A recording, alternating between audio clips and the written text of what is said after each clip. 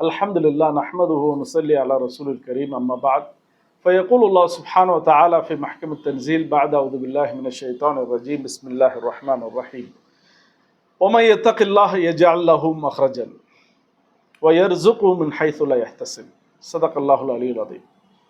ரமதான் மாதம் ரொம்ப சிறந்த மாதம், இருக்கிறதுலே ஒரு பெரிய இபாதத் உள்ள ஒரு மாதம். இந்த மாதிரி ஒரு மாதம் எங்கேயுமே கிடையாது. ஒரு 30 நாள் முழுசாக இபாதத். ரமதான் மாதத்தை நம்ம எப்படி ஒரு வியூவில் பார்த்தோம்னா ஃபுல்லாக இபாதத்துக்கு பயன்படுத்துகிறோம். சில மக்கள்கள் இது தேவையில்லாத டாப்பிக்காக கூட இருக்கலாம், ஆனால் சில நேரம் இது தேவைங்கிறதுனால இதையும் பேசுகிறேன். சில மக்கள் தனிநபர்கள் ரமதான் மாதத்தில் நிறைய யாசகம் கேட்குறாங்க,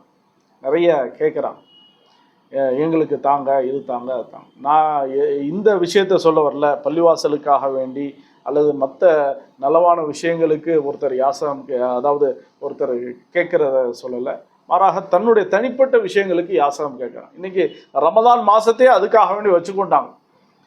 நிறைய பேர் ரமதான் மாதத்தில் ஜக்காத்தை கொடுக்குற மாதிரி இவங்க என்னென்னு சொன்னால் யாசகம் செய்ய ஆரம்பிச்சிட்டாங்க. இதுக்கு சொன்னாங்க தசவுல் அப்படிப்பாங்க. ரொம்ப என்னென்னு சொன்னால் இறைஞ்சி கேட்குறது. நபி ஸல்லல்லாஹு அலைஹி வஸல்லம் சொன்னாங்க, மன் சஅலன் நாஸ தகஸ்ஸுரன். ஒரு மனுஷர்கிட்ட சொத்து சுகம் எல்லாமே இருக்குது, செல்வம் இருக்குது, இருந்தாலும் நிறைய வேணும்னு ஆசைப்பட்டு என்னென்னு சொன்னால் நிறைய கேட்குறார். அப்படின்னா இவர் எப்படி அல்லாஹ்விடத்தில் அப்படின்னு சொன்னால் நபி ஸல்லல்லாஹு அலைஹி வஸல்லம் சொன்னாங்க, சஅலல்லாஹ ஜம்ரன். அவர் அல்லாஹ்ட்ட கங்க கேட்குற மாதிரி. அதனால் ஃபல் யஸ்தகில் அவ் யஸ்தக்ஸிர். அதனால் அவர் குறைச்சிக்கிடட்டும், இல்லை அவர் அந்த கங்கை தான் வாங்கி வச்சுக்கிடுவேன் அப்படின்னா அதை அதிகப்படுத்திக்கிடட்டும் அப்படின்னா.